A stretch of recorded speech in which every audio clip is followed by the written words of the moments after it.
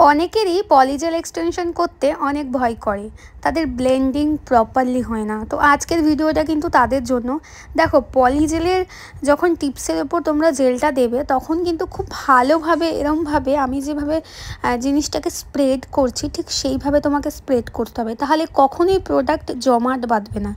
যদি তুমি খুব ভালোভাবে স্প্রেড করো, তোমার যতটা পরিমাণে লং দরকার সেইভাবেই তোমাকে স্প্রেডিংটা করতে হবে। জেলটা খুব বেশি নিলেও চলবে না, খুব কম নিলেও চলবে না। বেশি নিলে মোটা হয়ে যাবে, কম নিলে পাতলা হয়ে যাবে, দেন সেটা ব্রেক হয়ে যাবে।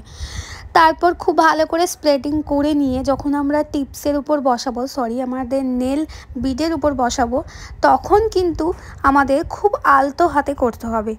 হালকা করে বসিয়ে নিয়ে তারপর যে তলটা আছে তলটাও কিন্তু আমাদের একবার চেক করে নিতে হবে যে প্রোডাক্ট কোনোভাবে জমাট বেঁধেছে কিনা। যদি জমাট বাঁধে তখনও আমাদের ক্লিন করে দিতে হবে, তাহলেই তোমাদের অ্যাপ্লিকেশান একদম ডান হয়ে যাবে। দেন তোমরা ইউভি ল্যাম্প দিয়ে শুকিয়ে নেবে, ব্যাস, আর পুরো বিষয়টা সেট হয়ে যাবে। আমাদের next basic to advance nail আর্টের ক্লাস কিন্তু শুরু হচ্ছে 2 জুলাই থেকে। তোমরা যারা অ্যাডমিশন নিতে চাও স্ক্রিনে দেওয়া নাম্বারে কন্ট্যাক্ট করে নিও। আর কলকাতা ব্যাচের অ্যাডমিশনও ওপেন আছে, তোমরা যারা অ্যাডমিশন নিতে চাও তোমরাও কন্ট্যাক্ট করে নিও। দেখো, এটা ড্রাই হয়ে যাওয়ার পর আমি কিন্তু টিপসটাকে তুলে দিচ্ছি, তারপর তোমাদের সাথে আমি ব্লেন্ডিংটাও শেয়ার করছি। দেখো আমি কতটা ভালো একটা ব্লেন্ডিং এসছে, আর তলটা দেখেছো কোনো রকম জমাট বাঁধেনি। তো কেমন লাগলো এই টিপস অ্যান্ড ট্রিক্সটা অবশ্যই কিন্তু জানিও।